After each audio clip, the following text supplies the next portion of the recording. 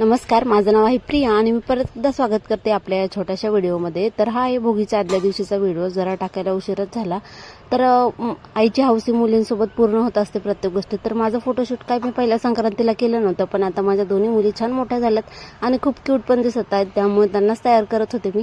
आणि छान असं फोटोशूटसुद्धा आम्हाला करायचं आहे. तर मस्त असे फोटो जे आम्ही देऊत राहत असल्यामुळे गाथा मंदिराच्या मागचा जो व्ह्यू आहे तो छान आहे आणि तिथं फोटो काढण्यासाठी पण खूप छान आहे. आता असे खूप जास्त काही खर्चिक व्हिडिओ फोटो वगैरे काढणार नाही. आमच्या जो घरचा साधा आपला मोबाईल आहे त्याच्यामध्येच जाऊन आम्ही फोटो काढणार आहेत. म्हणजे मिस्टर, सासूबाई असे सगळे मिळून जातो. तर असं काही माझा लुक होता आणि संक्रांतीचं हे करायचं होतं, पण गडबड अशी झाली की त्या दिवशी बाजार होता आणि इतकं सगळं ट्रॅफिक झालं की आणि आम्हाला जायला सुद्धा खूप जास्त उशीर झाला होता. तिथं गेलो छान असा जो इंस्टाग्रामला व्हिडिओ मी टाकलेला आहे ते तुम्ही बघू शकता. कसा वाटतं तो सुद्धा मला नक्की सांगा कमेंट करून. माझा मेकअप हा एकदम साधा असतो. मी काय फाउंडेशनचा वगैरे मेकअप केला नव्हता. मस्त छान छान असे व्हिडिओ काढले आणि हा व्हिडिओ मी याच्यावर टाकलेला आहे तो तुम्ही तिथे बघूच शकता. जेव्हा आपण इंस्टाग्राम वगैरे स्क्रोल करत असतो त्यावेळेस आपल्याला खूप सारे असे व्हिडिओ दिसतात आणि तेव्हा आपल्याला असं वाटतच असतं की आपण सुद्धा व्हिडिओ छान शूट करावं, छान एडिटिंग करावं आणि पोस्ट करावं. म्हणजे आपल्या इन्स्टाला पण आपल्याला सुद्धा त्यातून थोडासा आनंद भेटतो. आणि त्यानंतर मग आम्ही तिथं देव मंदिरात सुद्धा गेलो होतो. आता संध्याकाळी काही व्हिडिओ छान येत नव्हते त्याच्यामुळे म्हटलं आता जावं दर्शन, तिथं आहेच मंदिर, तर वेळ पण होता त्याच्यामुळे मस्त असं मंदिरात गेलो आणि तिथं कोइन्सिडन्सने आम्हाला आरतीसुद्धा छान भेटली आणि आरतीसाठी आम्ही तिथं थांबलो होतो, बराच वेळ लागला.